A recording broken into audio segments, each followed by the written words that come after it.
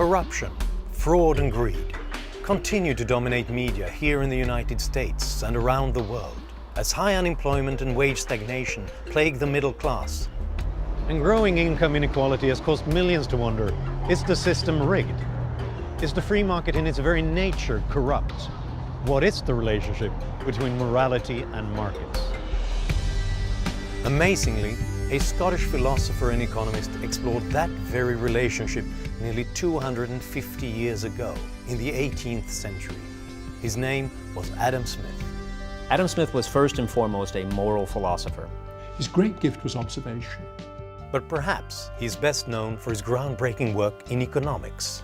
Some people say that he is really the father of modern economics. He's a synthetic thinker that crosses these disciplinary boundaries. Adam Smith was born in a small Scottish town and learned early in life about morality and economics at the local merchants' market. He went on to study at Glasgow University, became its top administrator, and then a pillar of the most unlikely intellectual revolution the world had ever known, the Scottish Enlightenment. He lived, lectured and socialized in Scotland's capital city of Edinburgh, created the unique economic concept of an invisible hand to describe what happens when we act in our own self-interest, and invented the idea of the impartial spectator in his surprising analysis of the evolution of morality. And I'm fascinated by Adam Smith, a man who would turn the notion of how societies and economics work on its head and make way for the modern age. He recorded his ideas in two comprehensive books, The Theory of Moral Sentiments and The Wealth of Nations. Was he a revolutionary moralist, an uncompromising advocate of self-interest and free markets, or something altogether different? Who was the real Adam Smith? Funding for this program has been provided by John Templeton Foundation and Templeton Religion Trust.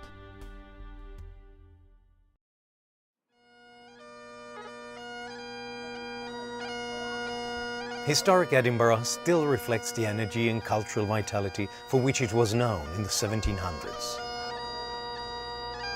A dramatic castle still dominates the landscape above the old town. Below stretches the Royal Mile and the hustle and bustle of modern city life. Edinburgh today is a haven for the arts, full of open, warm and welcoming people. In 1707, Scotland had joined with Ireland and Wales to become the United Kingdom. It would be Europe's largest free trade zone. And the great cultural and intellectual revolution, to be known as the Scottish Enlightenment, would soon transform Scotland and much of the world. Adam Smith was destined to be part of that change. He was born in 1723 in the town of Kirkcaldy, just across the bay from Edinburgh.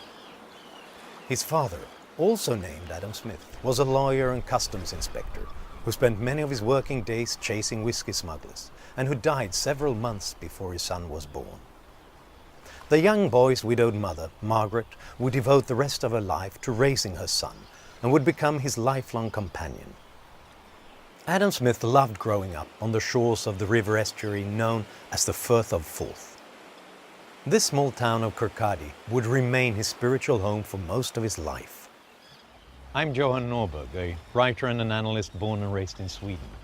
For many years, I've studied markets and global trade, and no one thinker has been more important to the development of today's widespread prosperity than the revolutionary 18th century philosopher Adam Smith. Most people today remember only half of what makes him important, his economic principles. They associate Adam Smith with free markets, but few think of him as the great moral philosopher that he was. We need to put both sides of the man together to find the real Adam Smith. Smith's primary concern as a political economist and a moral philosopher is the well-being of the poor. Ryan Hanley is Associate Professor of Political Philosophy at Marquette University. His work concerns the moral aspects of Adam Smith's worldview.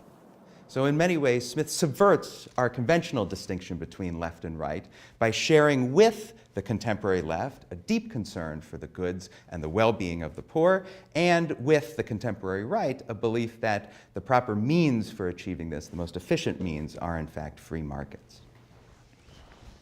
These steps lead up to the church that Smith's mother and sometimes he himself attended. Hi, George. Hi, John. Let me show you around. Thanks. George Proudfoot is a local historian, college professor, and trustee of the Adam Smith Global Foundation. Can you tell me a little bit about the church? Well, this was the church that Adam Smith was baptised in on the 5th of June 1723. Adam Smith and his mother would have attended the church on a Sunday, and these are the very steps that they would have climbed from the house up to the church. So Smith walked on these steps. On these very steps, that's correct.